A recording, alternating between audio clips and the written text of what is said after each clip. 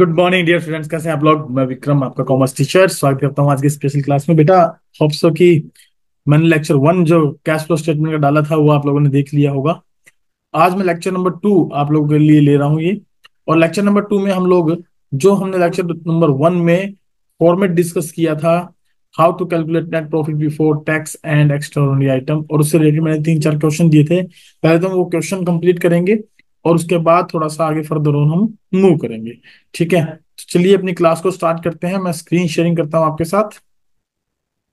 चलिए देखिए, हमने लास्ट टाइम जो डिस्कशन किया था वो किसके बारे में किया था? कैश फ्लो स्टेटमेंट के बारे में। थोड़ा सा मैं आपको स्टार्टिंग से ले चलूं वापस से। तो अगर हम बात करें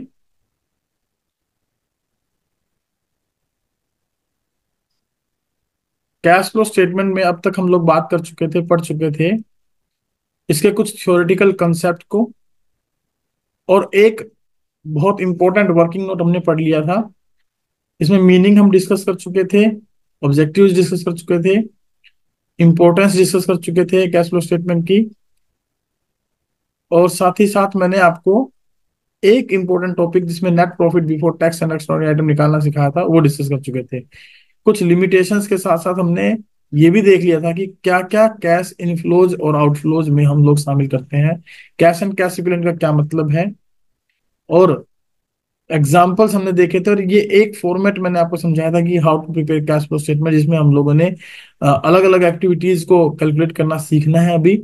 और इसमें हमने बताया था कि इनको निकाल के ए प्लस बी प्लस सी कर देंगे तो नेट चेंज आ जाएगा, इंक्रीज डिक्रीज आ जाएगा सीसीई में, और ओपनिंग सीसी ऐड कर देंगे तो क्लोजिंग सीसी में मिल जाएगा। लेकिन इन सबको निकालने के लिए हमने एक जो है डिफरेंट एक्टिविटीज के एग्जांपल्स के साथ ये देखा था कि भाई कैसे हम net profit before tax and extraordinary item की कैलकुलेशन करते हैं। तो ये सब हम लोग डिस्कस कर चुके थे। चलिए आगे चलते हैं धीरे धीरे।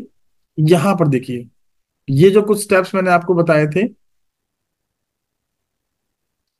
स्टेप्स थे हमारे कि भाई क्वेश्चंस कैसे कैसे हम लोग कैलकुलेट करेंगे क्या, net profit before tax and extraordinary item. और इससे रिलेटेड मैंने कुछ आपको एग्जांपल्स भी समझाए थे, कुछ एग्जांपल्स लेकर। और साथ साथ मैंने आपको बताया था कि हम लोग जब अपनी नेक्स्ट क्लास करेंगे तो उसमें मैं आपको ये 4-5 प्रैक्टिकल क्वेश्चन दूंगा, तो वो क्वेश्चंस आप लोगों ने करके देखने हैं। और उन क्वेश्चनों की जो है स्टेटमेंट्स मैंने आप लोगों को बताई थी प्रैक्टिकल क्वेश्चंस की प्रैक्टिस करने के लिए, ये वो स्टेटमेंट हमारी है। आइए देखिए जरा इनको हम एक बार सोल्व करके देखते हैं। होप सो आपने कैलकुलेट कर लिए होंगे। तो सबसे पहले, क्योंकि देखिए आप जब भी कैश फ्लो स्टेटमेंट बनाएंगे, क्या बनाएंगे? कैश फ्लो स्टेटमेंट बनाएंगे। और उस कैश फ्लो स्टेटमेंट में जो सबसे पहला पॉइंट आपका जो कैलकुलेट होगा वो होगा क्या? Cash flow from operating activity. और उसमें भी सबसे पहले हम कैलकुलेट करते हैं net profit before tax and extra ordinary items. तो ये जो पॉइंट है ना, ये जो पॉइंट है इसको कैलकुलेट करने के रिगार्डिंग ये नोट है। इसने स्पष्ट कहा भी है calculate cash flow before tax from the following data. ये जो इन्फॉर्मेशन है इससे आपको टैक्स की कैलकुलेशन, मतलब प्रॉफिट की कैलकुलेशन करनी है बिफोर डिडक्टिंग द टैक्स। ठीक है, तो यहाँ पर हमारे पास देखिए बैलेंस शीट दी गई है 19 और 20 2 साल की। ये करंट ईयर हमारा 2020 का हो गया हमारा, ठीक है, करंट ईयर 2020। और ये हमारा प्रीवियस ईयर 2019। इसमें देखिए share holder fund, reserve and surplus आपको दिए गए हैं 2 लाख 1.5 लाख। करंट लाइबिलिटीज आपको दी गई है जिसमें शॉर्ट टर्म प्रोविजन दिया गया है नोट नंबर के साथ 70,000 60,000। ठीक है, और मैंने आपको बताया था कि भाई इस क्वेश्चन को आपने कंप्लीटली देखने के बाद सबसे पहले जो शुरुआत करनी है वो रिजर्व एंड सरप्लस से करनी होती है। और इसमें साथ में कुछ एडिशनल इन्फॉर्मेशन में मुझे कंटीजेंट लायबिलिटी दी है प्रपोज डिविडेंड के नाम से, जिसमें करंट ईयर है और प्रीवियस ईयर है। और मैंने आपको बताया था इसमें करंट ईयर का कोई ट्रीटमेंट हम नहीं करते हैं, केवल प्रीवियस ईयर को लेके चलते हैं। फिर रिजर्व एंड सरप्लस में नोट नंबर जो था वो हमें गिवन, उसमें दिया है surplus in statement of P and general reserve 1,20,000 80,000 80,000 और 70,000, इस तरीके से अमाउंट दी गई है। और शॉर्ट टर्म प्रोविजन में प्रोविजन फॉर टैक्सेशन हमें दिया गया है 70,000 और 60,000 का।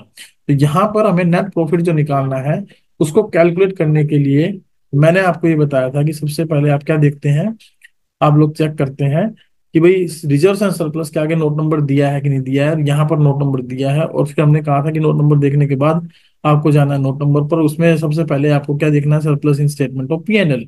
अब surplus in statement of PNL का डिफरेंस हम यहाँ ले लेंगे तो ये अमाउंट आ जाएगी कितनी हमारे सामने? 40,000, है ना। 40,000 रुपये ये हमारे सामने अमाउंट आ जाएगी। होप सो ये बात समझ में आ गई। इसको मैं थोड़ा यहाँ लिख देता हूँ। रिजर्व एंड सरप्लस का डिफरेंस जो है वो कितना हमारे पास 40,000 रुपये। ये बात क्लियर हो गई। फिर उसके बाद मैंने आपको बताया था कि इसमें हम लोग ऐड करते हैं ट्रांसफर टू रिजर्व्स, और जनरल रिजर्व मुझे यहाँ दिया गया है। और उसमें डिफरेंस अगर देखूं तो प्रीवियस में 70, करंट में 80, तो 10,000 का हमने ट्रांसफर टू रिजर्व्स में क्या कर देना है, ऐड कर देना है। देर आफ्टर मैंने आपको बताया था कि अगर डिविडेंड नामक कोई इन्फॉर्मेशन दी गई है, जैसे यहाँ पर पोस्ट डिविडेंड दिया, तो उसमें प्रीवियस ईयर की अमाउंट को आपने उठाना है। प्रीवियस ईयर में कितना डिविडेंड, 90,000, तो इसमें आप ऐड कर लेंगे कितना, 90,000। और उसके बाद हमने बात की थी प्रोविजन फॉर टैक्सेशन की, और ये कहा था कि बैलेंस शीट में अगर केवल दिया हो तो जो करंट ईयर का प्रोविजन है वो हमें इसमें क्या करके चलना है, ऐड करके चलना है। तो उसको आप इसमें क्या कर देंगे, ऐड कर देंगे। और रिफंड ऑफ टैक्स अगर है तो माइनस कर देंगे, लेकिन ऐसा कुछ है नहीं, तो इसको जोड़िए। 1,40,000 प्लस 70, 2,10,000, 2,10,000 हमारा क्या आ जाएगा, नेट प्रॉफिट आ जाएगा before tax and extra ordinary item. यहाँ एक्स्ट्रा ऑर्डनरी आइटम हमारे पास है नहीं, तो इसी को हम net profit before tax and extra ordinary item consider करके चलेंगे। ठीक है, इस तरीके से वर्किंग नोट बनेगा। आइए दूसरे पर चलते हैं। Calculate profit before tax from the following data, ये इन्फॉर्मेशन है सेम। और यहाँ रिजर्व एंड सरप्लस में 2 लाख और 2.5 लाख रुपए में दिए गए हैं, 70,000 और 60,000 में दिए गए हैं। अब देखिए प्रीवियस ईयर में 2,50,000 का प्रॉफिट था, करंट ईयर में 2,20,000 का प्रॉफिट, 2 लाख का प्रॉफिट है, और वर्किंग नोटिस के साथ हमें दिया गया है। तो हम शुरुआत किससे करेंगे, रिजर्व एंड सरप्लस से ही। रिजर्व एंड सरप्लस को आप चेक करिए। रिजर्व एंड सरप्लस में मुझे क्या दिया गया है, एक 20 और एक 70। एक 70 प्रीवियस ईयर में और एक 20 करंट ईयर में। तो डिफरेंस हमारे पास जो आएगा, करंट माइनस प्रीवियस ईयर करते हैं, तो -50,000, -50,000। इसका क्या मतलब है कि अगर पिछले साल एक 20 के प्रॉफिट थे मेरे पास, और अब अगर एक 20, सॉरी एक 70 के थे और अब एक 20 के रह गए, तो मतलब इस साल मुझे करंट में 50,000 का लॉस हुआ होगा। तो इस स्टेटमेंट का जो लॉस है वो हम यहाँ लिख देंगे। इसको हम बोलते हैं क्या, surplus in statement of P&L। तो 50,000 का लॉस हमारे सामने आ जाएगा। फिर इसमें ऐड क्या करते हैं, ट्रांसफर टू रिजर्व।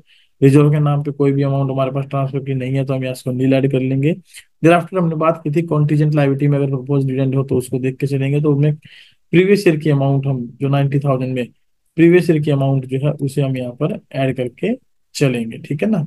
और फिर उसके बाद टैक्सेशन। अब टैक्सेशन के बारे में नोट नंबर दिया गया है, नोट नंबर को एक बार चेक कर लेते हैं। और नोट नंबर में दिया गया है प्रोविजन फॉर टैक्स 70,000 और 60,000, लेकिन साथ साथ हमें एक एडिशनल इंफॉर्मेशन भी दी गई है, provision for tax tax paid during the year की। तो इस दौरान मैंने आपको ये समझाया था कि जब भी आपके पास अगर प्रोविजन फॉर टैक्सेशन हो, शॉर्ट टर्म प्रोविजन हो, उसमें प्रोविजन फॉर टैक्सेशन में बैलेंस शीट के अंदर ओपनिंग क्लोजिंग बैलेंस हो, और साथ ही साथ अगर टैक्स पेड भी हो, साथ साथ क्या हो, टैक्स पेड भी हो, तो उस कंडीशन में आप क्या करेंगे, आपको एक अकाउंट मेंटेन करना है। उस अकाउंट का नाम क्या रखा जाएगा, provision for taxation account, provision for taxation account, ठीक है।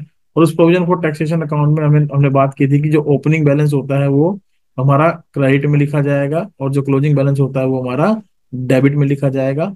और साथ ही साथ अगर आपको इंफॉर्मेशन टैक्स के पेमेंट की दी गई है तो वो आप डेबिट में लिख देंगे, to bank account tax paid during the year. Tax paid during the year कितने रुपए का पेमेंट है, 40,000 रुपए का। तो टोटल हमारे पास 70 प्लस 40, 1,10,000 हो जाएंगे यहाँ पर। और यहाँ पर लिखेंगे 1,10,000। 60,000 रुपए का ओपनिंग बैलेंस था, तो इसको माइनस करने के बाद 50,000 रुपये मेरे पास बैलेंस बच जाएंगे। That is by statement of P&L provision for tax current year हम मेड कर लेंगे, ठीक है ना। करंट ईयर का प्रोविजन फॉर टैक्सेशन कितना आया हमारा, 50,000। ये 50,000 हमें यहाँ पर ऐड करने हैं, किस नाम से, प्रोविजन फॉर टैक्सेशन के नाम से। 50,000 रुपये हम इसमें क्या कर लेंगे, प्लस कर लेंगे। तो इन सब का टोटल जो आएगा वो क्या आ जाएगा, नेट प्रॉफिट फॉर टैक्स। तो 50 से 50 यहाँ कट जाएंगे प्लस माइनस के, तो 90,000 जो है हमारा, that is net profit before tax and extraordinary item consider किया जाएगा, ठीक है। चलिए आगे चलते हैं थर्ड में। Calculate profit before tax from the following data. Balance sheet हमें दी गई है, रिजर्व एंड सरप्लस दिया गया है, शॉर्ट टर्म प्रोविजन दिए गए हैं, और नीचे इन्फॉर्मेशन भी हमारे पास है। इन्फॉर्मेशन को चेक करें तो यहाँ नोट्स टू अकाउंट्स में हमारे पास प्रपोज डिविडेंड दिया है, प्रीवियस ईयर का 90,000, करंट ईयर का 1 लाख। और statement of P&L general reserve दिया गया है, साथ ही साथ प्रोविजन फॉर टैक्सेशन दिया गया है, और एक इन्फॉर्मेशन और भी दी गई है, that is tax paid during the year. तो हम यहाँ पर अगर net profit before tax and extra ordinary item की कैलकुलेशन करेंगे तो कैसे करेंगे? इसको कैलकुलेट करने के लिए हमें करना पड़ेगा सबसे पहले क्या, रिजर्व एंड सरप्लस को चेक। उसमें surplus in statement of P and L हमें दिया गया है, surplus in statement of P and L, और वो है करंट ईयर में है 120, प्रीवियस में 170, तो 50,000 का हमारे पास क्या है, लॉस। 50 का लॉस, तो हम लिख देंगे difference of statement of P and L current year minus में प्रीवियस ईयर 50,000 का, ब्रैकेट में लिख देंगे, ये है हमारे पास लॉस। उसके बाद हम इसमें ऐड करते हैं क्या, proposed dividend transfer to reserve, sorry transfer to reserve. अब हमारे पास यहाँ ट्रांसफर टू रिजर्व की अगर मैं बात करूं, तो जनरल रिजर्व में पहले था 80,000 बैलेंस, अब है 1,00,000 रुपए बैलेंस, तो 20,000 रुपये हम यहाँ पर क्या कर लेंगे, प्लस कर लेंगे। फिर हम ऐड करेंगे क्या, डिविडेंड के अमाउंट, तो यहाँ प्रपोज डिविडेंड दिया गया है, प्रपोज डिविडेंड प्रीवियस ईयर का है हमारे पास कितना, 90,000, कितना है, 90,000, ये अमाउंट। तो इसको हम उठाकर यहाँ पर क्या कर लेंगे, ऐड कर लेंगे 90,000 को।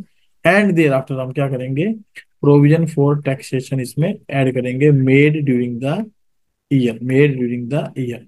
अब उसके लिए देखिए, प्रोविजन फॉर टैक्सेशन दिया गया है, ओपनिंग क्लोजिंग बैलेंस और टैक्स पेड दिया गया है। तो मैंने आपको एक अकाउंट मेंटेन करना सिखाया था। ये ओपनिंग बैलेंस आप लिखेंगे लाइबिलिटी साइड में, क्रेडिट साइड में बैलेंस ब्रोड डाउन के नाम से, बैलेंस ब्रोड डाउन के नाम से, और कैरिड डाउन के नाम से लिखेंगे आप ओपनिंग का क्लोजिंग का बैलेंस। ये ओपनिंग, ये क्लोजिंग।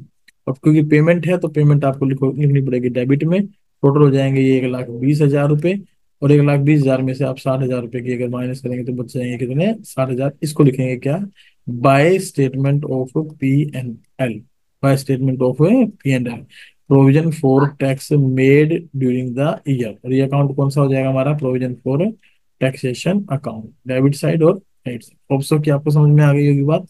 तो ये ऐड कितना हो जाएगा हमारा, 60,000 रुपये का प्रोविजन, इसको ऐड कर लीजिए। ये हो गया 90, 60, 150 माइनस 50, 1,00,000 प्लस 20, 1,00,000 प्लस 20 का मतलब हो गया 1,20,000 रुपये, 1,20,000 रुपये। ये क्या हो जाएगा हमारा, net profit before tax and extraordinary item. Extraordinary item यहाँ है नहीं, तो इसलिए हम इसको एज इट इज करके चल पड़ेंगे। अब यहाँ आइए, इस क्वेश्चन में देखिए सेम है, 250, 2,00,000। तो हमारे पास अगर हम वर्किंग नोट हमारे पास नहीं हो, नोट नंबर नहीं हो, तो हम सीधा डायरेक्ट डिफरेंस ले लेते हैं। डिफरेंस कितना आ गया हमारे पास, 50,000 माइनस का। फिर इसमें हम ऐड करते हैं डिविडेंड, डिविडेंड हमारे को यहाँ गिवन है नहीं। फिर हम ऐड करते हैं क्या इसमें, ट्रांसफर टू रिजर्व भी नहीं है। और टैक्सेशन, टैक्सेशन में देखा जाए तो ओपनिंग बैलेंस 80,000 है, इसको आप लिखेंगे ब्रोड डाउन। क्लोजिंग बैलेंस 90,000 है, इसको आप लिखेंगे कैरिड डाउन। और ड्यूरिंग द ईयर 65,000 रुपये का आपने टैक्स क्या किया है, पेड किया है। तो इसको जोड़ लीजिए, 5, 9, 6, 15, 1,55,000 रुपये, 1,55,000 रुपये हम यहाँ लिख देंगे। इसमें से 80,000 घटाइए, 75,000, 75,000, ठीक है। तो ये बच जाएगा, ये बच जाएगा क्या, by statement of P and L current year provision for taxation made. तो 75,000 आप यहाँ डायरेक्टली प्लस करके चले। जब 50 माइनस के 75 प्लस के, तो 25,000 रुपये क्या आ जाएगा आपके पास से, नेट बैलेंस आ जाएगा, जो कि net profit before tax and extra item के नाम से जाना जाएगा, ठीक है। तो ये 4 क्वेश्चन मैंने आपको दिए थे, होप सो कि आपको समझ में आ गए होंगे। आइए अब चलते हैं format of cash flow statement पर। उस फॉर्मेट को कैसे हम मेंटेन करेंगे, कैसे बनाकर चलेंगे, आप उसको देखिए। इसको बनाने के लिए ध्यान रखिएगा, हम इनडायरेक्ट मेथड यूज करते हैं। कौन सा मेथड यूज करते हैं, इनडायरेक्ट मेथड। और इस पर AS, as per accounting standard third जो है वो रिवाइज्ड एप्लीकेबल होता है। कैश फ्लो स्टेटमेंट हम बना रहे हैं XYZ लिमिटेड की फॉर द ईयर एंडेड, इसे हम मेंटेन करके चलेंगे, ठीक है। अब एक कैश फ्लो स्टेटमेंट या तो डायरेक्ट मेथड से बनाई जा सकती है या इनडायरेक्ट मेथड से बनाई जा सकती है, लेकिन हमारे सिलेबस में क्योंकि इनडायरेक्ट मेथड है, तो हम कैश फ्लो स्टेटमेंट को डायरेक्ट मेथड से यहाँ नहीं बनाएंगे। और क्योंकि ये एग्जिस्टिंग ऑफ सिलेबस है, लेकिन हम इसको इनडायरेक्ट मेथड से बनाएंगे, जिसका फॉर्मेट हम इस तरीके से डिस्कस करने वाले हैं। इसके फॉर्मेट में ध्यान रखिएगा, सबसे पहले हम क्या लेके चलते हैं, cash flow from operating activity. और मैंने आपको बताया था इसमें हमें क्या कैलकुलेट करना होता है, net profit before tax and extraordinary item. और जो ऊपर 4 क्वेश्चन मैंने आपको अभी करवाए वो केवल इसी पॉइंट पर थे, और इस अमाउंट को आप यहाँ पर कैलकुलेट करके लिख लेंगे, ठीक है ना। फिर उसके बाद इसमें हमें एडजस्टमेंट करनी होती है for non cash and non operating items की। किसकी, non cash and non operating items की। अब देखिए नॉन कैश का मतलब क्या है, जो कैश में एक्सपेंसेस नहीं हुए।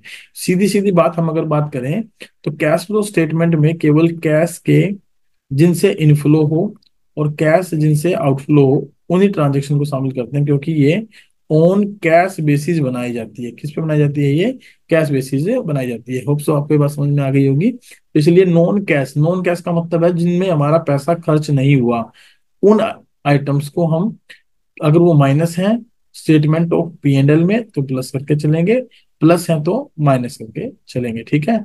और नॉन ऑपरेटिंग आइटम्स यानी कि ऑपरेटिंग एक्टिविटी के अलावा दो एक्टिविटी और है हमारे पास, एक इन्वेस्टिंग एक्टिविटी और एक फाइनेंसिंग एक्टिविटी। तो ये नॉन ऑपरेटिंग आइटम्स हैं, तो इनको भी हम ऐसे ही करेंगे। अगर स्टेटमेंट ऑफ पीएनएल में कोई इन्वेस्टिंग एक्टिविटी का एलिमेंट प्लस है तो यहाँ पर उसको माइनस करेंगे, वहां अगर माइनस है तो उसको यहाँ पर प्लस करेंगे। ऐसे ही फाइनेंसिंग एक्टिविटी का आइटम, ठीक है। इनको याद करने के लिए, समझने के लिए हम छोटे सी एब्रीविएशन याद रखेंगे। एड, DILIPGI, Delhi PGI, Delhi PGI, DILI Delhi PGI या DILIPGI, ठीक है, ऐसे आप याद रख सकते हैं। इसको याद रखने के लिए याद रखिएगा कि दिल्ली है, दिल्ली के अंदर एक पीजीआई है, उस पीजीआई में डॉक्टर है, डॉक्टर का नाम क्या है, दिलीप, दिलीप, ठीक है, डॉक्टर का नाम क्या है, दिलीप। दिल्ली में क्या है, एक पीजीआई है और उस पीजीआई में क्या है, एक डॉक्टर है, डॉक्टर का नाम क्या है, DILIP, दिलीप, ठीक है, दिलीप। तो दिल्ली पीजीआई मतलब दिल्ली में एक पीजीआई है, पीजीआई में एक डॉक्टर है जिसका नाम क्या है, दिलीप, याद रखें को। इनमें जो इंडिविजुअल एलिमेंट है उनके बारे में समझते हैं। सबसे पहला पॉइंट है डी। डी का मतलब है डेप्रीशिएशन, ठीक है, डी का मतलब क्या है, डेप्रीशिएशन। तो डेप्रीशिएशन किस पे लगता है हमारा, on tangible, tangible fixed assets, tangible fixed assets पर, या आप कहें जो आपके प्रॉपर्टी प्लांट इक्विपमेंट आते हैं, प्रॉपर्टी प्लांट इक्विपमेंट आते हैं, उन पर जो वैल्यू कम होती है, डेप्रिसिएशन लगता है, उसको हम यहाँ पर क्या करेंगे, ऐड करके चलेंगे। ये ऐड होने वाले एलिमेंट हमारे। दूसरा आई का मतलब है interest paid on short term loans and long term borrowings. जो इंटरेस्ट होता है हम पेड करते हैं शॉर्ट टर्म लोन्स पर और लॉन्ग टर्म बोरोइंग्स पर, इनको हम बेसिकली क्या करते हैं, फाइनेंसिंग एक्टिविटी का पार्ट मानते हैं। और ये जो है स्टेटमेंट ऑफ पीएनएल में क्या हुए होंगे, माइनस हुए होंगे, क्या हुए होंगे, माइनस। तो इसको हम क्या कर लेंगे, यहाँ पर प्लस कर लेंगे, क्लियर है। Loss on sale of fix assets, अब loss on sale of fix assets क्या होता है, इससे एल, एल का मतलब है loss on sale of fix assets. ये क्या है, इससे वैल्यू ऑफ एसेट्स या तो कम में बिकती है, ज्यादा में बिकती है ना, कम में बिकती है तो हमें लॉस होता है। तो एक प्रकार का क्या है, नॉन कैश आइटम है। कैसा आइटम है ये, नॉन कैश आइटम है, तो इसलिए इसको हम यहाँ पर क्या कर रहे हैं, ऐड कर रहे हैं। और डेप्रिसिएशन भी क्या है कि नॉन कैश आइटम है, इससे भी हमारी एसेट्स की वैल्यू कम होती है कि कैश में हम कोई पेमेंट नहीं करते, तो इसलिए हम इसको ऐड कर रहे हैं। नेक्स्ट है आई। आई का मतलब है interest paid on bank overdraft and cash credit. देखिए ये शॉर्ट टर्म लोन्स हैं और ये है बैंक ओवरड्राफ्ट एंड कैश, दोनों के दोनों हमारी करंट लायबिलिटी में आते हैं। अगर आपने इंटरेस्ट पेड किया है बैंक ओवरड्राफ्ट पर, कैश क्रेडिट पर, तो उसे भी आप यहाँ पर क्या करेंगे, प्लस करके चलेंगे। और ये भी किसका पार्ट माने जाते हैं, फाइनेंसिंग एक्टिविटी का, इसलिए हम इसको यहाँ पर क्या कर रहे हैं, प्लस। हमने ऊपर हेडिंग डाली थी adjustment for non cash and non operating item, तो ये नॉन ऑपरेटिंग आइटम आप इन्हें बोल सकते हैं, इसलिए हम इसको ऐड करके चलेंगे। देन उसके बाद है प्रिलिमिनरी एक्सपेंसेस। पी का मतलब क्या था, preliminary expenses. Discount on issue of debentures, return of, discount on issue of debentures, return of, ठीक है ना। तो प्रिलिमिनरी एक्सपेंसेस जो होंगे उनको हम यहाँ ऐड करेंगे, जिसमें discount on issue of debenture हम बेसिकली शामिल करके चलते हैं। देन उसके बाद है हमारे पास जी। जी का मतलब है गुडविल, पेटेंट्स, ट्रेडमार्क्स, अमोर्टाइज्ड, है ना। अमोर्टाइज, अमोर्टाइज का मतलब होता है रिटर्न ऑफ। अमोर्टाइज का मतलब क्या होता है, रिटर्न ऑफ। अगर हमने ड्यूरिंग द ईयर इनको रिटर्न ऑफ किया है तो इनको भी हम क्या करेंगे, ऐड बैक करेंगे। Increase in provision for doubtful debts, अगर इंक्रीज होता है डाउटफुल डेट्स में प्रोविजन, तो उस कंडीशन में भी हम इसे क्या करेंगे, प्लस करके चलेंगे। तो ये कंप्लीट क्या हो गया हमारे पास, DILIPGI, दिलीप PGI। तो याद, ऑप्शन क्या आप इसे याद रख पाएंगे, जो ऐड करने वाली एलिमेंट है DILIPGI, इनको हम यहाँ पर ऐड करके चलेंगे, ठीक है। आइए अब चलते हैं लेस होने वाले एलिमेंट्स पर। लेस होने वाले एलिमेंट्स में अगर बात करें तो हमारे पास होता है DRIP, डी कर लो या DRIP, पी कर लो, ठीक है, DRIP, तो पी भी आप याद रख सकते हैं, ड्रिप। ड्रिप, मैंने बाप पीछे क्या वर्डिंग की थी आपके पास, दिल्ली है, दिल्ली में एक पीजीआई है, पीजीआई में डॉक्टर दिलीप है। अब डॉक्टर दिलीप कर क्या रहे हैं, डॉक्टर दिलीप क्या करते हैं, जो लोग बीमार होते हैं उनको ड्रिप लगाते हैं, जो क्या लगाते हैं, ड्रिप लगाते हैं दिल्ली पीजीआई में। और अगर बहुत ज्यादा बीमार हो तो उनको ड्रिप लगाते हैं।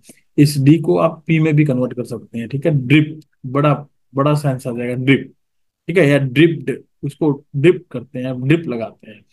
ड्रिप लगाने से क्या होगा, वो बीमार आदमी ठीक हो जाएगा। तो इस ड्रिप का क्या मतलब है, डी का मतलब है डिविडेंड इनकम। ये इनकम किस पे होती है, हमारे इन्वेस्टिंग एक्टिविटी का पार्ट होता है, तो इसलिए वहां पर स्टेटमेंट ऑफ P&L में इसको मैंने प्लस किया होगा, तो यहाँ माइनस कर देंगे और उठाकर इन्वेस्टिंग एक्टिविटी में ट्रांसफर कर देंगे। रेंटल इनकम क्या होती है, देखिए, कई बार हमारे बिजनेस के अंदर हम ऑपरेटिंग एक्टिविटीज करते हैं, तो उनमें ऑपरेटिंग एक्टिविटी के अलावा कुछ पैसा हमारे पास एक्स्ट्रा पड़ा हो तो हम कहीं ना कहीं पैसा इन्वेस्ट कर देते हैं, और यहाँ हम प्रॉपर्टी में पैसा इन्वेस्ट करते हैं, और उन पर हमें क्या मिलता है, रेंट मिलता है, रेंटल इनकम मिलती है। इंटरेस्ट इनकम हमारी, ये भी इन्वेस्टिंग एक्टिविटी का पार्ट है, ये भी इन्वेस्टिंग एक्टिविटी का पार्ट है, इसलिए हम इनको यहाँ पर क्या कर रहे हैं, माइनस कर रहे हैं, क्योंकि ये इन्वेस्टिंग एक्टिविटी में जाके प्लस होंगे। और पी मतलब profit on sale of fixed assets, as well as non current investment, as well as non current investment, इन पर जो प्रॉफिट होगा वो हम यहाँ पर क्या करके चलेंगे, माइनस करके चलेंगे। क्लियर है। अब डी का मतलब था decrease in provision for doubtful debts.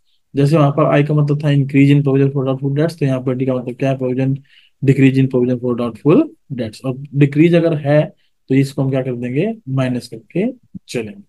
ऑप्सो आपकी बात समझ में आ गई होगी, क्लियर हो गई होगी। चलिए आगे चलते हैं। Operating profit before working capital changes. अब जो पॉइंट हमने कैलकुलेट किए, देखिए इनको हम एक वर्डिंग नेमिंग कर देते हैं। जैसे इसको हम लिख देते हैं 1 नंबर, इसको लिख देते हैं 2 नंबर। 1 नंबर और 2 नंबर को हमने क्या किया, ट्रीट किया, तो हमारे पास पॉइंट नंबर थर्ड आ जाएगा। पॉइंट नंबर क्या आ जाएगा, थर्ड आ जाएगा। इसको बोलेंगे operating profit before working capital changes. 1 number और 2 नंबर को हमने यहाँ क्या किया है, ऐड लेस किया है, ठीक है ना, ऐड किया, नेट है तो इन दोनों का डिफरेंस नेट जो होगा वो ऐड लेस हो जाएगा। फिर उसके बाद क्या करेंगे, उसके बाद हम जाएंगे, ऐड करेंगे decrease in current assets. Decrease in current assets, ये वर्किंग कैपिटल चेंजेस जो होते हैं वो क्या होते हैं, वो होते हैं हमारे, आइदर या तो वर्किंग कैपिटल बढ़ रही है या वर्किंग कैपिटल घट रही है, उसको हमें यहाँ ट्रीट करना है। अगर वर्किंग कैपिटल घटे, अगर वर्किंग कैपिटल डिक्रीज हो तो हम उसे प्लस करते हैं, और अगर वर्किंग कैपिटल इंक्रीज हो तो उसे हम यहाँ क्या करेंगे, माइनस करेंगे। रीजन क्या है कि करंट एसेट्स का घटना, करंट एसेट का घटना और करंट लायबिलिटी का बढ़ना। देखिए करंट एसेट्स माइनस में करंट, सॉरी,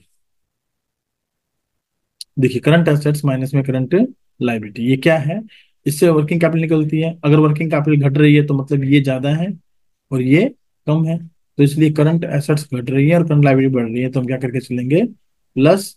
और अगर current assets minus current liability working capital में अगर हम देखें, ये बढ़ रही है और ये घट रही है, तो ये वर्किंग कैपिटल बढ़ेगी, हमारी बढ़ेगी, तो इसको क्या करके चलेंगे, माइनस। इसको क्या करके चलेंगे, माइनस या less. So increase in current assets minus, और डिक्रीज इन करंट लायबिलिटी हमारी क्या हो जाएगी यहाँ पर, प्लस। अब इस पॉइंट को हमने नाम दे दिया पॉइंट नंबर थर्ड, और पॉइंट नंबर थर्ड में हम ये ट्रीटमेंट कर रहे हैं। तो ये आ जाएगा हमारे पास cash generated from operation, cash generated from operation, ठीक है।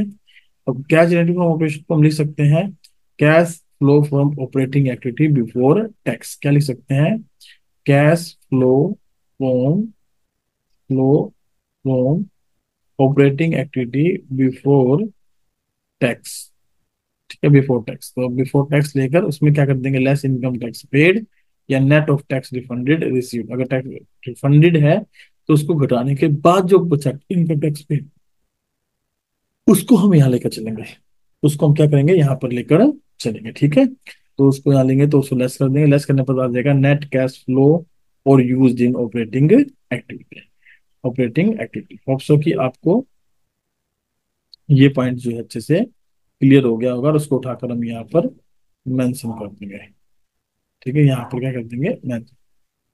क्लियर है। आइए अब मैं आपको ले चलता हूँ cash flow from investing activity पर, कि how to calculate cash flow from investing activity. अब ये इन्वेस्टिंग एक्टिविटी के बारे में एक बात हमेशा ध्यान रखिएगा, इसको कैलकुलेट करने के लिए आपने बैलेंस शीट पर नजर रखनी है, और बैलेंस शीट के अंदर आपको नजर रखनी है किस पर, non current assets and current assets पर। नॉन करंट एसेट्स में अगर हम बात करें तो हमारे पास पी, एन और एल, ये तीन हेडिंग होती हैं जिनमें हमें देखना है। और करंट एसेट में अगर बात करें तो short term loans and advances की हेडिंग होती है जो हमें चेक करनी है। क्लियर है, इनको हम यहाँ पर लेंगे। और अगर कहीं पर शॉर्ट टर्म डिपॉजिट्स अगर आए हैं तो उसको भी आप इन्वेस्टिंग एक्टिविटी का ही पार्ट मानते हैं, तो उसको भी हम यहाँ पर इंक्लूड करके चलेंगे, वो करंट एसेट्स में ही आपको देखने को मिलेगा। तो इसमें देखिए, अगर आपके पास property plant equipment intangible assets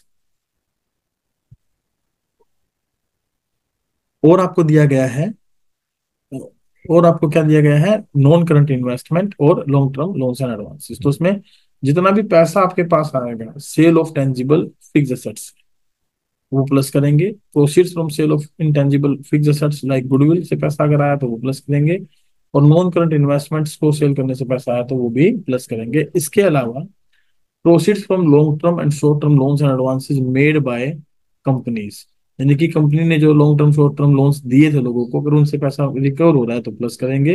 receiving money from outsider which is already given them as a loan, इसका क्या मतलब है कि भाई जो पैसा हमने लोगों को दिया था वो हमें रिकवर हो रहा था, वो हम क्या करेंगे, प्लस करके चलेंगे। ठीक है, और इसके साथ साथ हम प्लस क्या करेंगे, DRI, dividend received, interest received and rent. ये जो पॉइंट था हमारा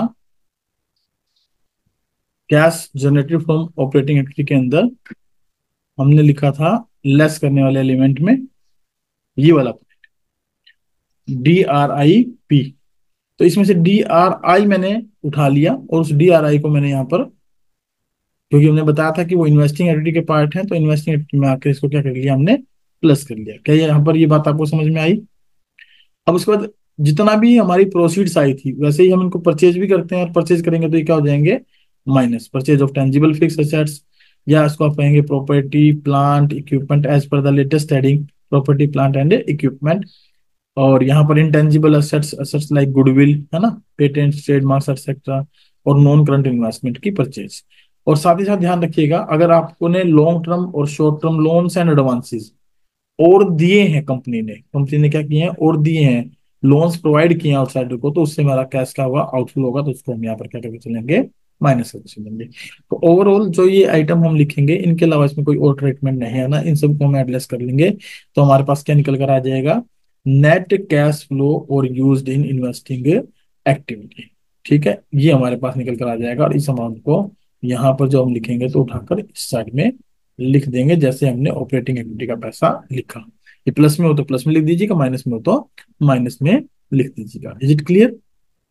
चलिए आगे चलते हैं cash flow from financing activity पर। अब देखिए cash flow from financing activity कैसे बनती है उसके बारे में अगर बात करें तो ये बेसिकली किससे बिलोंग करती है, आप पहले इस बात पे फोकस करेंगे कि बैलेंस शीट के अंदर हमारे पास एक तो शेयर होल्डर फंड होता है, उसमें शेयर कैपिटल, और रिजर्व एंड सरप्लस के अंदर सिक्योरिटी प्रीमियम, इसको हम शामिल करते हैं।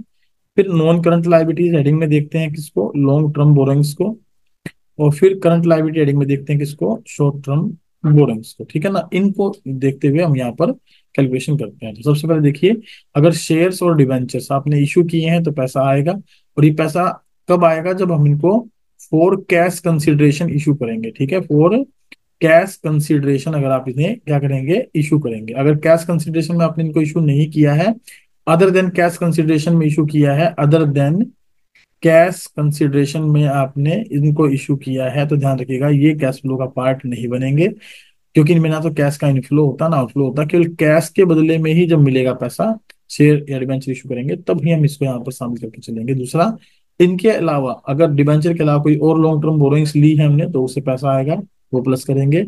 शॉर्ट टर्म बोरोइंग्स में जैसे bank draft, bank overdraft, cash credit या शॉर्ट टर्म लोन वगैरह बैंक से लिए हैं तो वो यहाँ पर आएंगे। और सेम वे अगर हमने डिविडेंड की पेमेंट की है, इंटरिम की है, प्रपोज डिविडेंड में हम प्रीवियस ईयर का डिविडेंड हम पेड करते हैं, ध्यान रखिएगा। और या फिर हमने शॉर्ट टर्म लोन्स और लॉन्ग टर्म बोरोइंग्स की पेमेंट की है, या बैंक ओवरड्राफ्ट या कैश क्रेडिट हमारे डिक्रीज हो रहे हैं या पेमेंट की है, या रीपेमेंट ऑफ लोन जो शॉर्ट टर्म लोन हो या लॉन्ग टर्म लोन हो, और डिबेंचर्स या प्रेफरेंस शेयर का रिडम्पशन। तो अगर इनको हम पैसा पेड कर रहे हैं, इनको क्या कर रहे हैं, पैसा पेड कर रहे हैं, तो हमारा कैश आउटफ्लो होगा। और ये सारी की सारी हमारी किसका पार्ट है, फाइनेंसिंग एक्टिविटी का। तो ये प्लस के एलिमेंट हो जाएंगे, ये माइनस के। नेट जो इससे डिफरेंस निकल कर आएगा वो हमारा क्या बन जाएगा, नेट कैश फ्लो और यूज्ड इन फाइनेंसिंग एक्टिविटी। और उसको भी हम यहाँ पर अलग से लिखेंगे और उसको उठाकर इधर शो कर देंगे। तो ये दो कॉलम हमने अमाउंट के बनाए थे, तो तीनों कॉलम की अमाउंट हमारे सामने आ गई। अब इसको हम नेट कैश इंक्रीज और डिक्रीज में लिख देंगे, कैश एंड कैश इक्विवेलेंट। जो ए हमने कैलकुलेट किया, बी हमने कैलकुलेट किया, सी हमने कैलकुलेट किया, वो अमाउंट हमारी यहाँ पर आ जाएगी। उसमें फिर ऐड करेंगे cash and cash equivalents in the beginning of the year. Beginning of the year ये आपको कहाँ मिलेंगे, बैलेंस शीट में मिलेंगे। बैलेंस शीट के अंदर कहाँ मिलेंगे, करंट ईयर और प्रीवियस ईयर के बैलेंसेज होते हैं। तो एक तो करंट इन्वेस्टमेंट और एक कैश एंड कैश इक्विवेलेंट की एडिंग जो होती है, उनके ये ओपनिंग क्लोजिंग बैलेंस होते हैं। तो हम ओपनिंग बैलेंस को इसमें क्या करेंगे, प्लस करेंगे। प्लस करने के बाद जो हमारा आंसर आएगा, जो हमारा आंसर आएगा वो क्या आएगा, cash and cash equivalent at the end of the year, यानी कि क्लोजिंग ईयर या करंट ईयर का जो बैलेंस होगा वो हमारे सामने आ जाएगा। तो इस तरीके से हमारी क्या हो जाएगी, कैश फ्लो स्टेटमेंट का कंप्लीट फॉर्मेट। तो होप्सो कि ये फॉर्मेट आप जो है अपनी नोटबुक में मेरे साथ साथ नोट कर लिया होगा आप लोगों ने। जैसे जैसे मैंने डिस्कस किया, फिर भी नहीं किया तो इस वीडियो को कंप्लीट देखिए और इस फॉर्मेट को इसी तरीके से नोट करिए, ताकि जब आप इसके क्वेश्चन करें तो आपको किसी प्रकार की कोई समस्या ना हो। ठीक है, तो आप इसको एज इट इज नोट करते हुए चलेंगे। और ये बात मैं फिर बता दूं आपको, कैश फ्लो स्टेटमेंट बनाने के लिए सबसे ज्यादा जरूरी क्या है आपके लिए, बैलेंस शीट है ना। बैलेंस शीट, तो बैलेंस शीट आपको अच्छे तरीके से आनी चाहिए। बैलेंस शीट के अंदर आपको सारी एडिंग्स अच्छे तरीके से पता होनी चाहिए। ठीक है, ये फॉर्मेट होता है इसका बैलेंस शीट का। यहाँ पार्टिकुलर्स हमारे चलते हैं, ये हमारे क्या है, पार्टिकुलर्स। यहाँ पर नोट, नोट नंबर, यहाँ figures of the current year, figures of the previous year, और यहाँ हम लिख लेते हैं इक्विटीज एंड लाइबिलिटी साइड। चार कॉलम हमारे पास इसके अंदर होते हैं। इक्विटीज एंड लाइबिलिटी साइड में हमारे पास क्या क्या आता है, share holders fund. Share holder fund को याद रखने के लिए आप याद रखिएगा, इसके अंदर तीन सब एडिंग होती हैं जिनको हम SRM के नाम से याद करते हैं। SRM सर्व, share capital, reserve surplus, money received against share warrants. ये मेजर हेडिंग के तौर पर, सब हेडिंग के तौर पर तो आपसे पूछ सकता है कि भाई सब हेडिंग बताइए शेयर होल्डर फंड में कितनी होती है, तो आपको तीनों लिखनी होंगी। लेकिन अगर प्रैक्टिकल वे में देखें तो हो सकता है कि हमारे पास ये दो ही आए, क्योंकि ये हमारे सिलेबस में प्रैक्टिकल पोर्शन का पार्ट है, नहीं है, नोट इन सिलेबस का पार्ट माना जाता है। ठीक है, फिर share application money pending allotment दूसरे नंबर की मेजर हेडिंग होती है, ये भी हमारा नोट इन सिलेबस का पार्ट होता है, तो प्रैक्टिकल क्वेश्चन में आपको ये देखने में नहीं मिलेगी। नॉन करंट लायबिलिटी को आप याद रखिएगा, डोल, DOLL, डोल। डोल का मतलब होता है, जिसमें हम इसको अगर सीक्वेंस में लिखेंगे तो ऐसे करके लिखेंगे, एल डोल, एल डोल। ठीक है, ऐसे सीक्वेंस में करके लिखेंगे। एल का मतलब होता है long term borrowings, deferred tax liabilities net, other long term liabilities और long term provisions. Then current liabilities को याद रखने के लिए आप याद रखिएगा वर्ड टोस। टोस को सही करके लिखेंगे एस टोस, ताकि हम इसकी हेडिंग्स को प्रॉपरली लिख सकें। Short term borrowing, trade payables, other current liability, short term provision, ये हो जाएगा हमारा total of equities and liabilities. Then उसके बाद हम चलेंगे एसेट्स पर। और एसेट्स में हमारे पास क्या आती हैं, एसेट्स में हमारे पास आती है नॉन करंट एसेट्स। एसेट्स में क्या आती है हमारे पास, non current assets. Non current assets में हमारे पास जो हेडिंग होती हैं वो कौन कौन सी होती हैं, वो होती हैं प्रॉपर्टी प्लांट इक्विपमेंट। इसको आप याद रखेंगे, मैं यहाँ लिख देता हूँ, यहाँ लिख देता हूँ नॉन करंट एसेट्स में। इसको लिखा है हमने PNDLO, PNDLO। पी का मतलब property plant equipment and intangible assets, N का मतलब नॉन करंट इन्वेस्टमेंट, डी का मतलब है deferred tax assets net, L का मतलब है long term loans and advances, O का मतलब है other non current assets. Then उसके बाद दूसरे नंबर पर हमारे पास क्या होती है, इसके अंदर करंट एसेट्स। क्या होती हैं, करंट एसेट्स। और करंट एसेट्स में आप क्या लेके चलते हैं, करंट एसेट्स में आप शामिल करके चलते हैं बेसिकली इसको CITCSO, CITCSO को। सी मतलब करंट इन्वेस्टमेंट, आई मतलब इन्वेंट्री, टी मतलब ट्रेड रिसीवेबल, सी का मतलब है cash and cash equivalent, S का मतलब है short term loans and advances, O का मतलब है अदर करंट एसेट्स। ठीक है, ये आप इसमें शामिल करके चलते हैं। और ये मैंने पूरी बैलेंस शीट आप यहाँ डिस्कस की थी लेक्चर नंबर 1 में, कि भाई कौन सा पॉइंट हमारा कैश फ्लो स्टेटमेंट में किस हेडिंग में ट्रांसफर किया जाता है। तो ये था आज का लेक्चर कैश फ्लो स्टेटमेंट पर, लेक्चर नंबर 2। होप सो कि आपको फॉर्मेट अच्छे से समझ में आया होगा, और जो चार न्यूमेरिकल मैंने आपको कराए हैं वो भी अच्छे से समझ में आए होंगे। मेरी यहाँ आपसे छोटी सी रिक्वेस्ट है कि आप क्लास के लिंक को लोगों के साथ, दोस्तों के साथ शेयर करना मत भूलिएगा। ठीक है, उनके साथ शेयर करना ना भूलें। और साथ ही साथ जितना ज्यादा आप उसको सब्सक्राइब करें, बेल आइकन को प्रेस करके रखेंगे और अपने दोस्तों को भी कहेंगे, तो उतनी ही अच्छे तरीके से मैं आप लोगों को क्लास भी प्रेजेंट कर पाऊंगा, दे पाऊंगा, और मैक्सिमम क्लास आप लोगों के साथ इसकी जो है शेयर करूंगा। Thank you very much. आज के लिए केवल इतना ही है। अगर किसी प्रकार का कोई भी डाउट आपको लगता है, कोई बात आपको पूछनी है, तो आप पूछ सकते हैं। अदरवाइज क्लास को यहीं पर रोक। होप सो कि आपको क्लास समझ में आए। Bye, take care, have a good day.